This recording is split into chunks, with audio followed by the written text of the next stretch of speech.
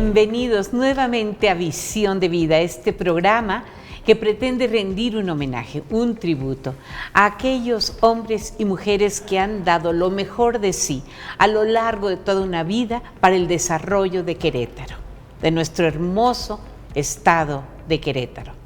Hoy tengo el inmenso placer de tener en este espacio, les voy a decir en un segundo de qué se trata el espacio, pero tengo el inmenso placer de recibir en el programa a uno de los grandes talentos de la Universidad Autónoma de Querétaro, un hombre que dedicó muchísimos años a sentar las bases de lo que hoy es la vida cultural de nuestra máxima casa de estudios, un amigo muy querido del cual tenemos lazos de unión desde nuestros tatarabuelos. Adalberto Martínez, queridísimo Adalberto, qué placer tan grande. Muchas gracias por donarnos tu tiempo, por hacer posible esta entrevista. Araceli, no sabes el placer que me causas. Estas palabras que acabas de expresar son verdaderamente una sorpresa. Estábamos platicando fuera de cámaras que tú te das el lujo de entrevistar a verdaderas personalidades de la cultura, de la industria, del desarrollo queretano. Pero en un pobre frijolito, no sabes cómo te lo agradezco, me siento muy honrado. Gracias. Muy honrado. Yo quiero decir dónde nos encontramos. Aquí, ilustre Senado. Termina la vida y comienza el teatro. ¿Dónde estamos, querido? ¿Cuántos años? En el Mesón de los Cómicos de la Legua. Este mesón que se da precisamente el cambio, el logro finalmente del Mesón de los Cómicos de la Legua cuando estaba como gobernante el licenciado Mariano Palacios Alcocer. Yo estaba en la dirección de la Facultad de Bellas Artes. A ver, y cuéntame. logramos. Aquí está. Aquí estamos el señor rector Mariano Palacios Alcocer y tú. Aquí está de gobernante. Aquí no es rector, aquí es sí. Gobernador. Y está entregando ahí las aulas de lo que es ahora Bellas Artes en el centro universitario, que me tocó inaugurarlas siendo director de la ahora facultad del entonces instituto. Tú fuiste director de la escuela. Del instituto. Del Instituto de Bellas Artes. Y durante mi periodo logramos el cambio en escuela porque llegamos a la dirección gracias al entusiasmo del entonces rector Braulio Guerra Malo, a quien le planteamos, y a la comunidad universitaria que le planteamos la posibilidad de lograr la profesionalización de la enseñanza de las artes en la universidad. Y que obtuvieran los chicos el grado de licenciatura. Comenzamos con grados académicos de licenciatura en música, en artes plásticas como un nivel técnico y en restauración de pintura de caballete, también en nivel técnico. Y después se convierte ya en facultad. Y después se convierte, a estas alturas debe estar impartiendo alrededor de 9 licenciaturas y varias carreras profesionales, ya con este carácter de licenciados, maestros e incluso un doctorado.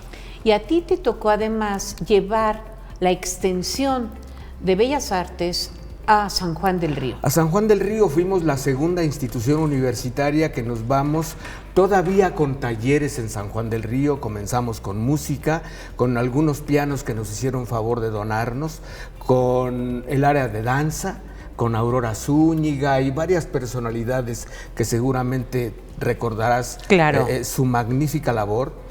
Y de varios profesores, Felipe Muñoz, que me hizo favor de hacerse cargo de la coordinación de la extensión de Bellas Artes en San Juan del Río, a un costado de Jesucito de la Portería, del templo de Jesucito de la Portería. Sí, claro, ahí en la calle Juárez, en la calle de Juárez, el centro de San Juan del Río. Felipe Muñoz, tu muy querido compañero de la de la estudiantina de la universidad. Estudiantina de la universidad. Con el pandero ahí. No, tocaba el bajo. El bajo. Tocaba y también tocaba el pandero.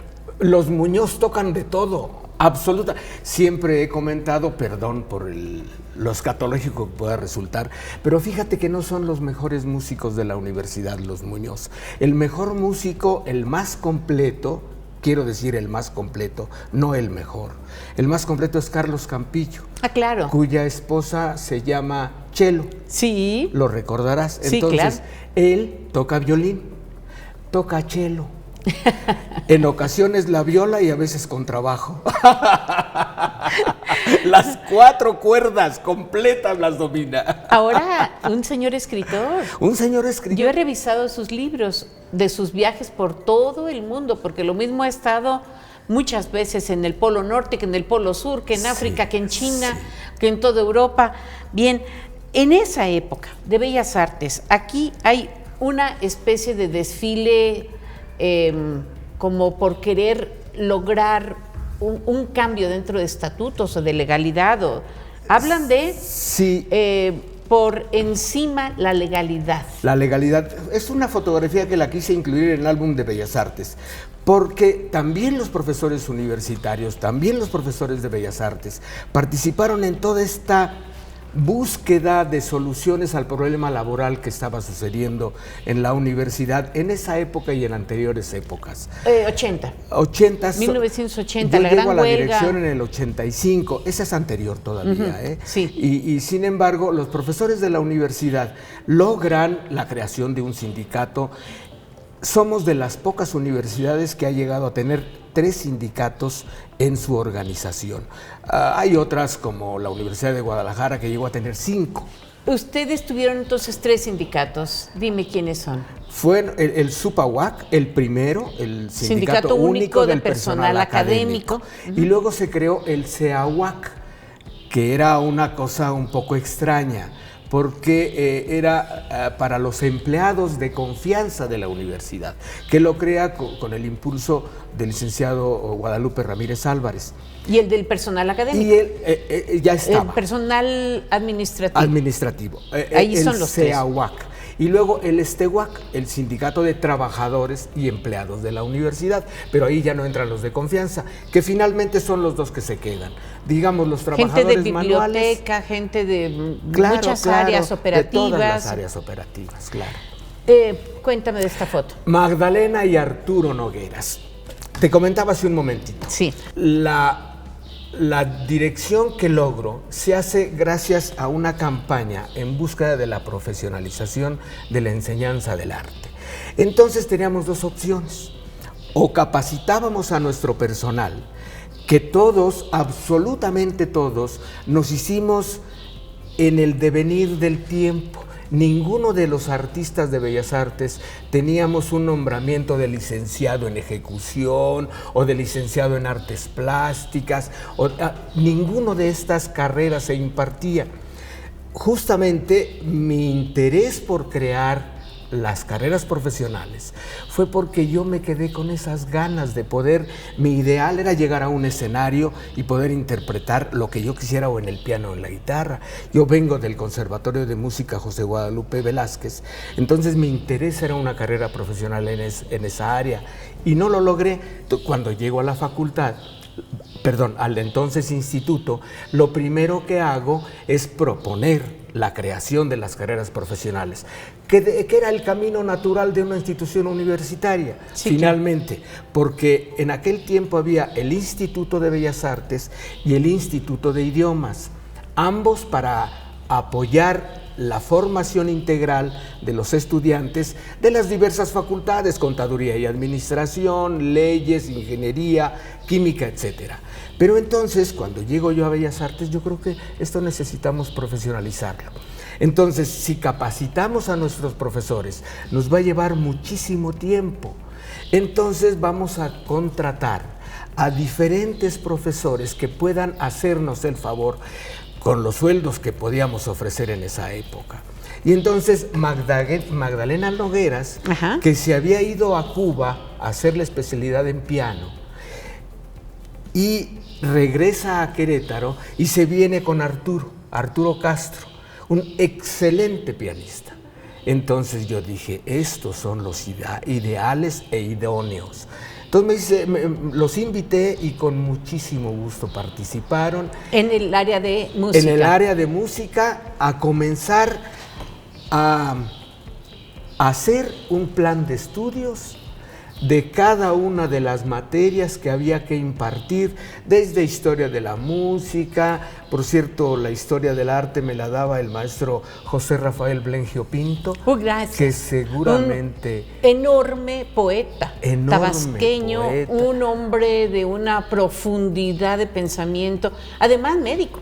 Además, cardiólogo. Médico, traductor de textos de medicina, especializada sí. en su área, y un gran poeta, un gran cronista. Sí. Sí, sí. Sí, son de esos abusos divinos, ¿no? Es que lo ves y lo mismo te habla de un corazón enfermo que de un corazón enfermo desde el punto de vista romántico, porque además tocaba en los violines de Villafontana. Sí, no. Aquel maravilloso grupo. Un brillante poeta. Sí, brillante poeta. A Toronto, Canadá, se va el grupo musical Zical. Uy, el grupo Zical. Antes de que yo llegara a la Facultad de Bellas Artes, creamos con los estudiantes y con ya estaba dando clase en Bellas Artes. Ahorita te platico cómo fue que llego a dar clase, porque fue genial. Pero bueno, llego a Bellas Artes y comienzo a hacer, no hay desde hace muchos años una creación artística universitaria en todo el país, Ajá. fuera de las estudiantinas. Sí. Entonces, comenzamos a crear una cosa que yo le denominé cuerdas universitarias, una especie de rondalla con algunas canciones no tan apegadas a la rondalla, y éramos por ahí como 20 muchachitos de diferentes edades, hombres y mujeres, que lo hacían con un entusiasmo verdaderamente interesante. Ubícame en el tiempo, ¿los años Estamos 60? Hablando, ¿Los años 70? Un poco más adelante. Yo entro a Bellas Artes en el 71 a dar clase. O sea... De 21 años, en el 71. Ajá. Entonces, este grupo de cuerdas universitarias lo vine a hacer por ahí por el 75-76. Bien. Varias guitarras, vamos a cantar algunas cancioncitas. Nunca podré morirme, mi corazón no lo tengo aquí. Muy al estilo de... no, se me va el nombre de este grupo. Era un grupo que cantaba muy suavecito, sin ningún acelere. ¿Español o mexicano? Mexicano. Era muy bonito, me gustaba mucho. Entonces, como que copié el estilo y se los puse a los muchachos, que se sabían 4 o 5 pisadas que habíamos estudiado. Porque además, esto lo hacíamos en el rato de ocio. Lo fundamental era aprender por nota, la guitarrita por nota, como Dios manda, ¿no? Entonces, comenzamos con este grupo que se vino reduciendo paulatinamente hasta que quedaron 7. Donde cantaba como solista la mamá de Navy, justamente en el grupo Zical, que quiere decir desentonado en maya. Con este grupo logramos un espacio en Radio Ranchito, Me Gusta Más, y entonces cada 8 días teníamos una participación de media hora, los viernes, si mal no recuerdo, la hora que nadie escucha el radio, en la noche de los viernes, que todo el mundo se va de reventón. Bueno, en esa hora nos pusieron con la Pantera Velasco. ¿Te acordarás de la Pantera Velasco? Que además era muy divertido porque los escuchabas. ¿Qué hubo, Adalberto? ¿Cómo estás? Qué gusto verte, hombre, qué gusto saludarte. Y de repente, permíteme un segundo, 888, con aquella voz, 88. Y seguíamos platicando estos cambios, estos contrastes tan maravillosos. Y entonces, en esa media hora que teníamos... ¿De qué hora? ¿Qué hora? De las 8 a las 8:30 aproximadamente. Sí, de la noche de los viernes. De la noche de los viernes. Entonces, ¿cómo se llama el grupo? Pues, ¿cómo se llama el grupo? Pues el grupo de Bellas Artes. No, decía la Pantera, vamos a ponerle un nombre. Bueno, ¿qué te parece si el público nos hace favor de ponerle nombre? Entonces, de ahí vinieron 20,000 opiniones, 20,000 ideas. La gente llamaba por teléfono. La gente llamaba por teléfono para pónganles la voz del no sé qué, y póngales acá, y póngale el coro de no sé cuánto. Hasta que le dije a un amigo al siguiente programa, oye, comunícate y da este nombre, porque lo que ha ocurrido no me gusta nada. Y finalmente llamó Armando, se me escapa el nombre, uno de los amigos. Y propuso el grupo Zical. ¿Qué significa? Desafinado en maya. Desafinado en maya. Bien, y así este señor quedó. No es nada desafinado. Ese señor, Frank Morales, llega a impartir la clase de violín en la época de la creación de la licenciatura. En Querétaro y también en San Juan. En Querétaro no me acuerdo si fue a San Juan del Río, creo que no, porque en San Juan del Río teníamos solamente talleres de iniciación musical. Ya. Aquí nos daba la clase de violín y además un excelente maestro. Él y Maritza, déjame te platico la anécdota de cómo llega Frank. Yo estaba en una reunión nacional en Coahuila. Ok. Estaba en una reunión con el director de la Escuela de Danza y Música de la Universidad de Coahuila, de ¿Saltillo? Saltillo. Entonces ahí me encuentro a Leo Brauer, el excelso guitarrista cubano por excelencia, un magnífico profesor.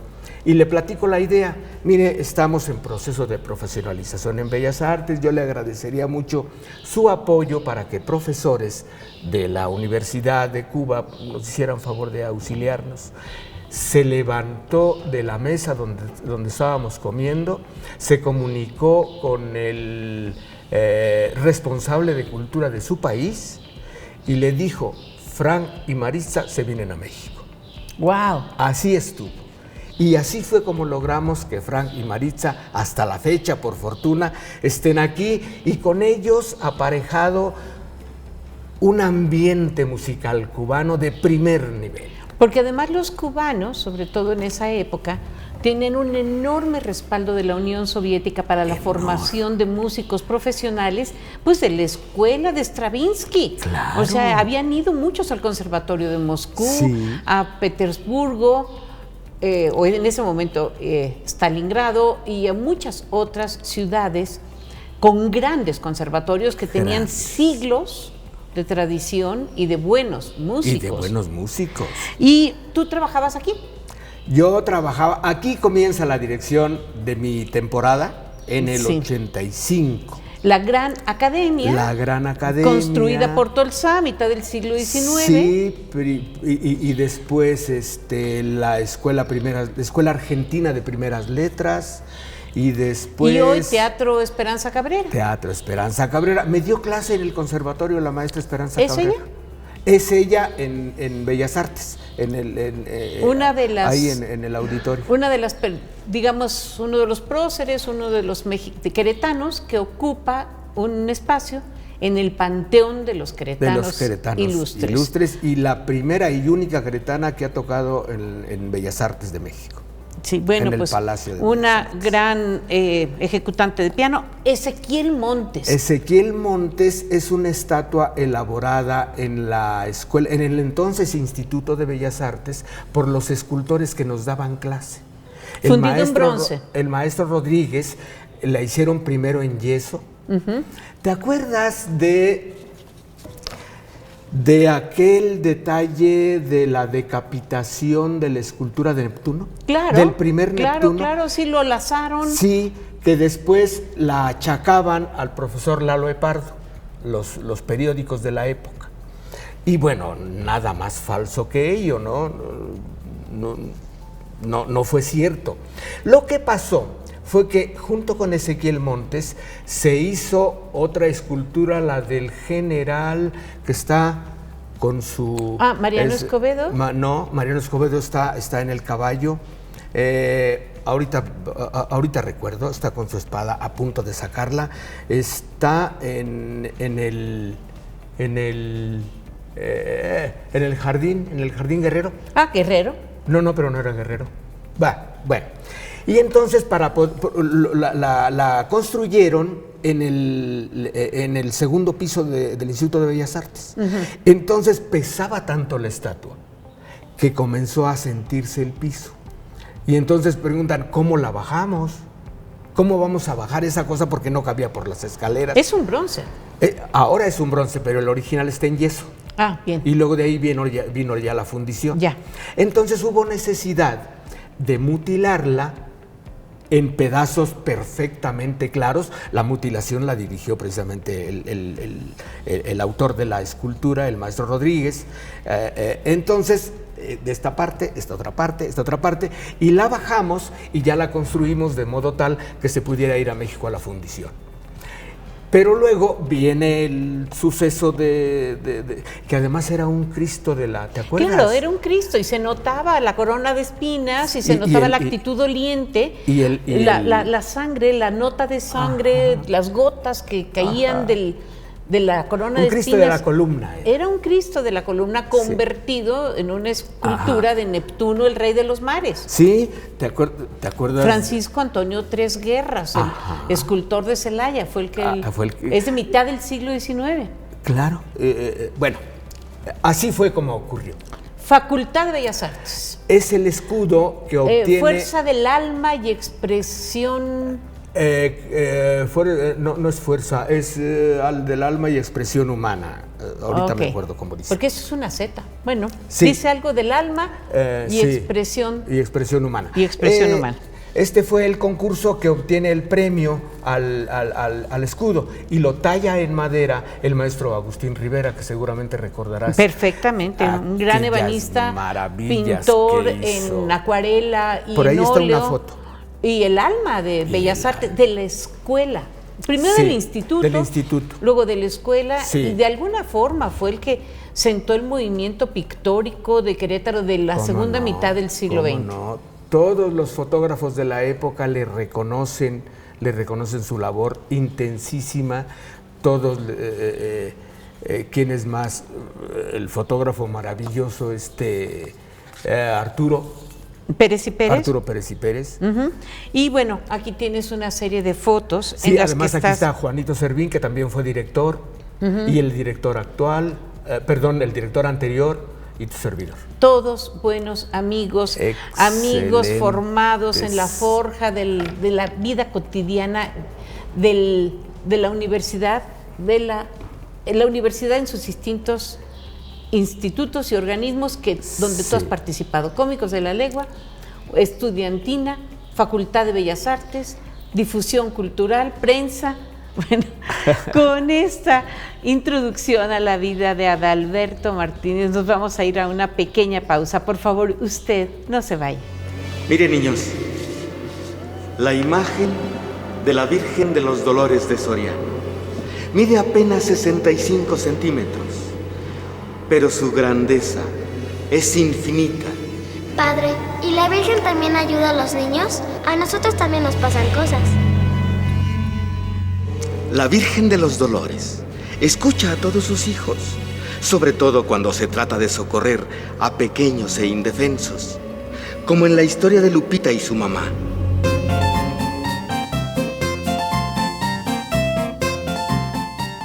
¡Ay, qué emoción que vamos juntos a la boda de María! Sí, ya no ha de tardar el camión que viene a recogernos. ¿Ya vieron qué bonita viene Lupita? ¡Uy, qué elegante! ¡Ay, ahí viene ya el camión! ¡Ey!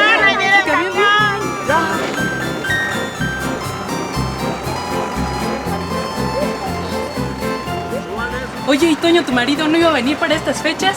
Pues sí, pero no llegó. A ver si viene la semana que entra. ¿Y tu marido? Ay, no, él llega hasta la Navidad. ¿Verdad, Lupita? ¿Ya están listos? ¡Sí, señor! ¡Ya vámonos!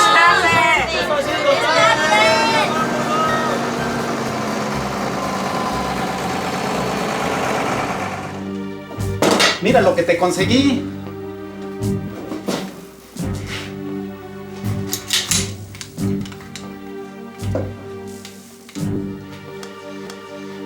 Está buena. Con esa le sacas un susto a cualquiera. Oye, Toño, ¿estás seguro que el camión viene lleno? Claro, lo rentaron para la boda de María, ¿verdad tú? Sí, eso fue lo que dijeron. Pues entonces vámonos yendo, no tarden en pasar por aquí. No, espérate, vamos a acabar las chesas primero.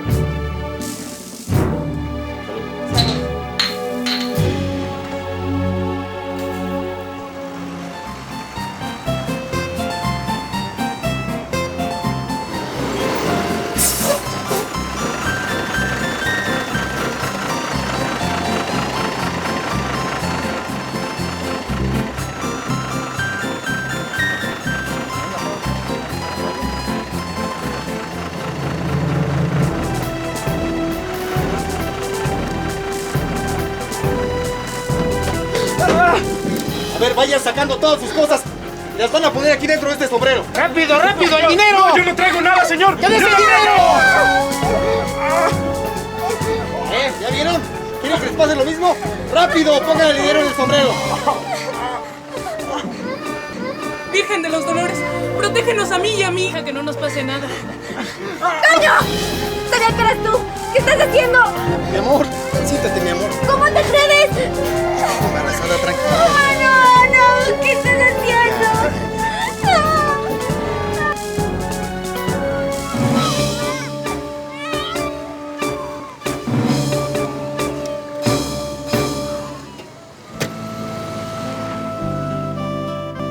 Cuánto te quiero, Lupita. Gracias a la Virgencita no nos pasó nada.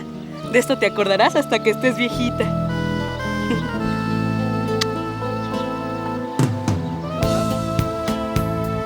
Gracias por continuar con nosotros en Visión de Vida. Estamos en una muy interesante entrevista con Adalberto Martínez, quien es actor, músico, ha sido funcionario de la Universidad Autónoma de Querétaro en diferentes organismos e instituciones. Por ejemplo, Los Cómicos de la Legua, actor de Los Cómicos de la Legua, donde nos encontramos en el mesón donde se hace vida un libreto, donde cobran pues carne los personajes que están... Los pensamientos. Ajá. Querido, cuéntanos de tu época como cómico de la Legua. Yo llego a Los Cómicos de la Legua. Al lado de este señor, don Paco Rabel Fernández, sí, una institución queretana. Toda una institución teatral. Yo llego a Los Cómicos aproximadamente en 1967, cuando montamos con el grupo de teatro universitario, que no eran Los Cómicos de la Legua. Guillermo Tell tiene Los Ojos Tristes, que seguramente recordarás, bajo la dirección de un destacadísimo director teatral. Y me permiten decir una línea, perdón, ahí participó la estudiantina también. Ajá. Éramos como 80 personas en escena, Era un ¿Esto en la calle, en una plaza? No, lo hicimos para los 5 aros. ¿Las Olimpiadas? Las Olimpiadas de Culturales México, de México en el 68. Entonces comenzamos a ensayar en el Teatro del Seguro Social. De Querétaro. De Querétaro, sí, todo aquí. Hicimos una gira nacional. La obra con la que Aurelio se consagra como un actor fundamental, Aurelio Olvera Montaño, él hacía el papel del Che Guevara ciego. Y entonces era una obra de contestataria, era una obra complicada, era de un tema sumamente político. La historia, Guillermo Tell logra salvar a su pueblo de la ignominia de un tirano. El tirano tenía en medio del escenario un asta bandera con su bandera, y todo mundo que pasara por ahí debía quitarse el sombrero y rendirle una pleitesía. Y pasa Aurelio, y era ciego, pero con el uniforme del Che Guevara. Y era ciego, obviamente no hace ninguna genuflexión, y entonces llega el ejército, lo toma preso y lo encarcela. Y entonces el pueblo se levanta. Y entonces un arquero profesional que se escondía atrás de una mampara. Y Paco Rabel, con una ballesta, hacía la finta de sacar una flecha y tiraba hacia la cachucha que estaba colgada en el asta bandera, y el arquero profesional desde atrás, con una certeza implacable, lograba penetrar la cachucha y la derribaba al piso. Sí, como recordando el asunto de la manzana. Recordando el asunto de la manzana, de Guillermo Tell en la obra de Shakespeare, ¿no? La vieja historia que conocemos, ¿no? Entonces, toda esta maravilla de teatro universitario, y que me dejan decir una línea, y que me dejan decir: en este momento todo el pueblo se levanta, vayamos con las armas, y vamos, toda la compañía se va hacia afuera del escenario. Me gustó tanto aquella idea que yo dije: de aquí soy.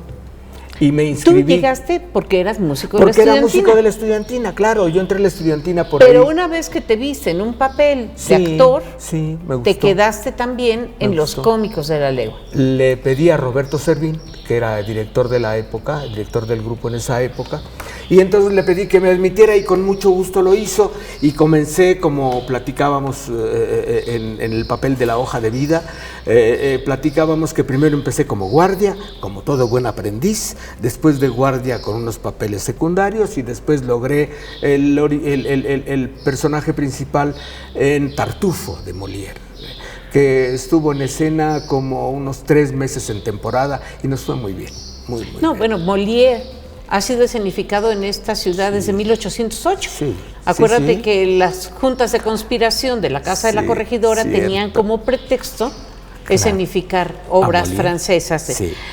Santa Rosa Viterbo. Santa Aquí Rosa de Viterbo. se comenzó el trabajo de los cómicos de la Legua. Ahí comienza la labor maravillosa de Hugo Gutiérrez Vega, de Paco Rabel, de el que fue director de la prepa como 20 veces, no, fue como 3 o 4, Álvaro Arreola Valdés, Álvaro Arreola. Después líder de la autonomía. Claro, en el Toda movimiento del esta pléyade, 58, sí. Esta pléyade de universitarios, se nos acaba de ir hace apenas unos cuantos días, mi queridísimo licenciado.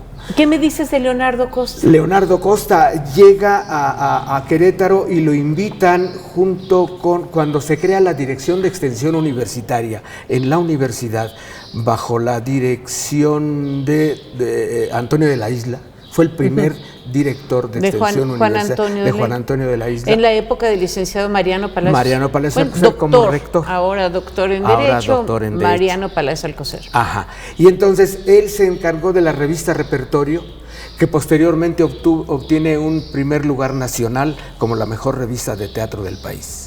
Y él la comienza, después la sigue Rodolfo Obregón. Rodolfo Obregón, después, dramaturgo, que viene gran estudioso del teatro. Viene a la profesionalización en la Facultad de Bellas Artes del área de teatro.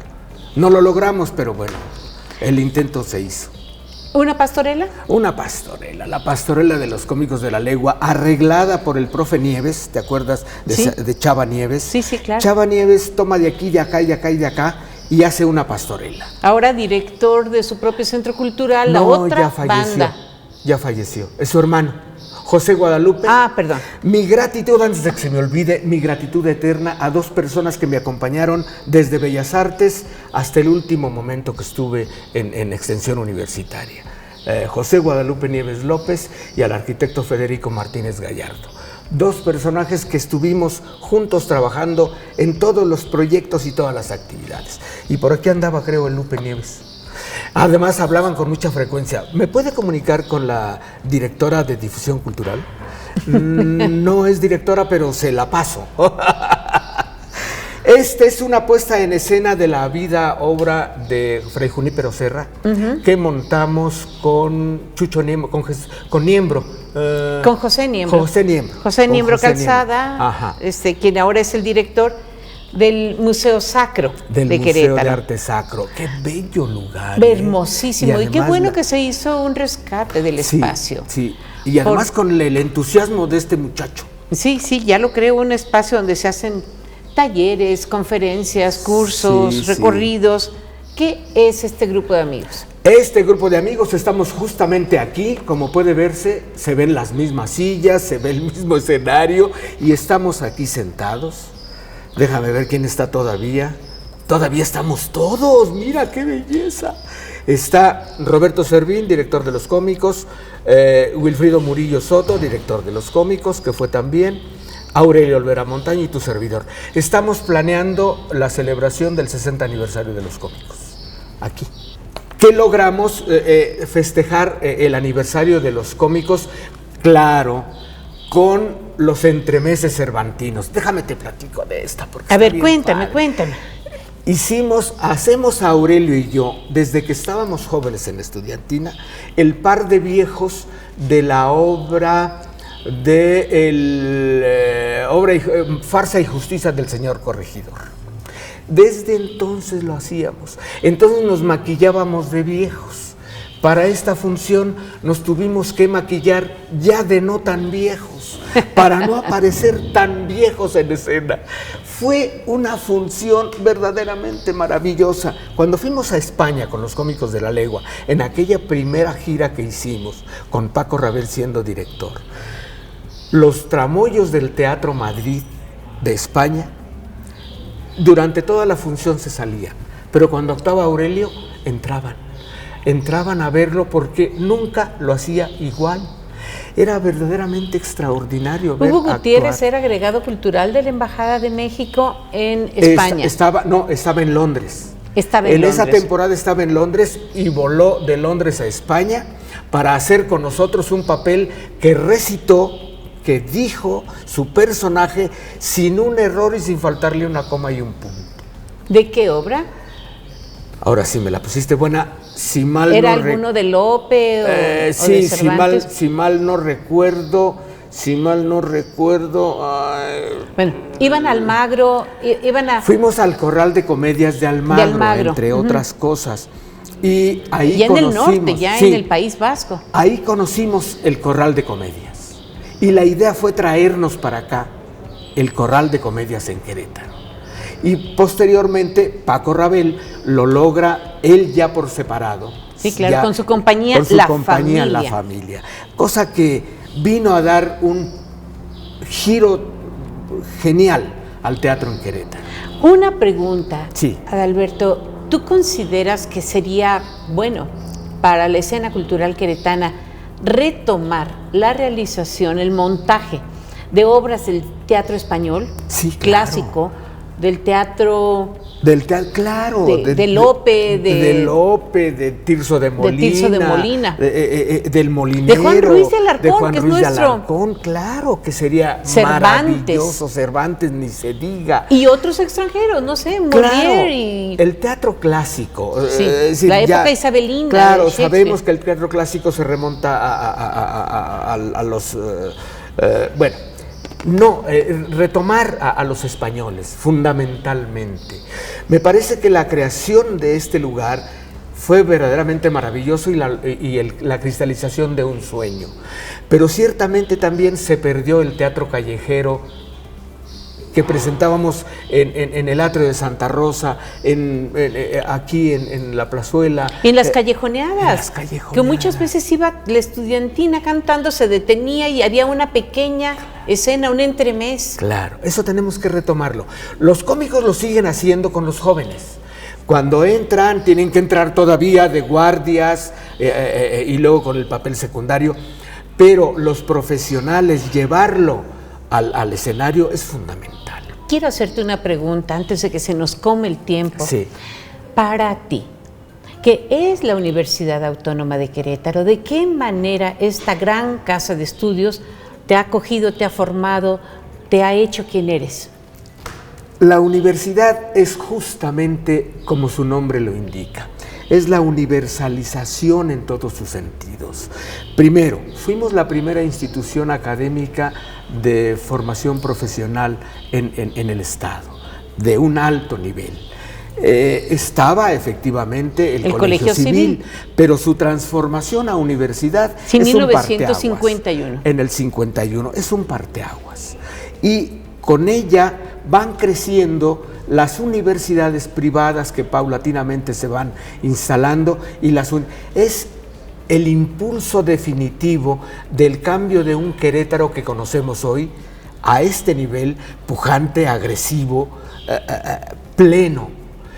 Lo ideal sería como se hace en algunas ciudades ya europeas, donde se dice, bueno, en México se hace, Tlacotalpan, por ejemplo, no puede construir una casa más porque por decreto no puede crecer.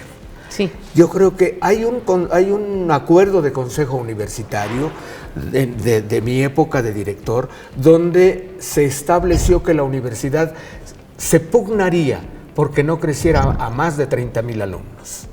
A estas alturas ya lo rebasa considerablemente. Pero se encuentra en los municipios. Se encuentra en los municipios, claro. Y además en diversas sedes, ¿no? Tenemos, sí, por ejemplo, ciertamente, informática y veterinaria están en Juriquilla, sí, además vinculadas con la UNAM. Sí, cómo no. Y en muchos casos, algunas de las facultades tienen precisamente estos convenios, sí, con otras universidades. Sí. Que les apoyan en muchas cuestiones, sí, desde investigación hasta profesores. Claro, y la universidad es el parteaguas del crecimiento queretano. ¿Y tu universidad? ¿Cómo la viviste tú? ¿Cómo te sentías aquí en el patio barroco? Mira, yo le decía a mi esposa, oye, cuando yo me muera quiero que unas partecitas de la ceniza las pongas en la universidad y otra en el rancho donde crecimos. Ahí merito. Y cuando dices la universidad de tus cenizas, porque yo voy a ir. Sí. Yo voy a ir a la ceremonia de estar dispersando las cenizas de Adalberto, si es que Dios me permite estar antes. Decía mi papá, lo prometo estar ahí o la vida me cuesta. Bien, entonces, ¿a dónde vamos a dispersar tus cenizas? ¿Al centro universitario? En el centro universitario. ¿Y no en el Auditorio Esperanza? No, allá en el centro universitario. ¿Ni en el patio barroco? No, porque allá estuve muy a gusto también. Aquel fue tu casa. Prensa, difusión. Prensa primero, luego la dirección radio. En radio hicimos cosas maravillosas, con Augusto Auber, que estuvo en la coordinación. Hicimos varias radionovelas. Sí, allá al principio, cuando la programación de Radio Universidad era un altero de discos así, y tocábamos el track número 1 de todos. Y me acuerdo que le pedían a las embajadas que les mandaran cintas con información cultural. Radio Deutsche Welle de Alemania mandó unas cosas verdaderamente extraordinarias hasta la fecha, desde una sala de conciertos. Son unos programas extraordinarios. Hicimos la vida en radio, la vida en la universidad, fue verdaderamente extraordinaria. ¿Y ahora qué dices, Alemania? Cuéntame de esta niña preciosa que se llama Neidy Martínez. Neidy Martínez. Una voz extraordinaria, una presencia sobre el escenario que cautiva, que es una proyección del talento, de la inteligencia, de la belleza, de la capacidad histriónica y de su educación. Como es soprano. Sí, soprano. Como soprano, que ha conquistado algunos de los más importantes escenarios del mundo. Sí, por aquí están unas fotos, a ver si están por ahí unas fotos. Cuéntame de Neidy, Le ha ido extraordinariamente bien, gracias a Dios. Por ahí está con Plácido Domingo. Aquí está con Plácido Domingo. Sí, con el Placidote, porque está también con Placidito, el hijo de... Estas dos son de Plácido Domingo. Déjame decirte que cuando nació, todo el mundo pensaba que iba a ser cantante. Heredó la voz de su mamá. Su mamá cantaba muy bien, seguramente lo hace hasta la fecha, pero con un entusiasmo que arrojó el primer chupón que le dimos para que se callara y lo aventó con toda la fuerza que puede tener una niña de esa edad y lo pegó en el techo. Y entonces jamás volvió a aceptar un chupón. Cantaba desde entonces a todo volumen. Desde la cuna. Desde la cuna. Después entra ya en la secundaria, en el Fray Luis de León, entra a los concursos que hacían y siempre los ganaba todos. Ya era, diles que si quieren que te den el premio y que ya no hagan el concurso. Y después entró al coro municipal de Voces Queretanas y después entró como solista a Voces Queretanas, pasó por la Escuela de Bellas Artes con el maestro de las casas y con el maestro Arnulfo Benítez, a quien quiere mucho, le decía mi segundo papá. Al maestro Benítez, hasta donde estés, mi gratitud plena y total. Y entonces se va con el coro, la mandan a Suecia, la mandan a Suecia a un intercambio cultural y de allá me habló por teléfono.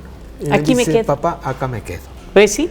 Y para gloria de Querétaro. Y se quedó. Cuéntame de tus hijos, por favor. Los hijos, la hija, aquí está hijo, este es el más chiquito. Ajá. Este es el más chiquito, se llama Rafa, es un pintor excelente. Estudió, nunca lo creí, estudió diseño de arte gráfico en la Facultad de Bellas Artes, en la escuela que yo comencé.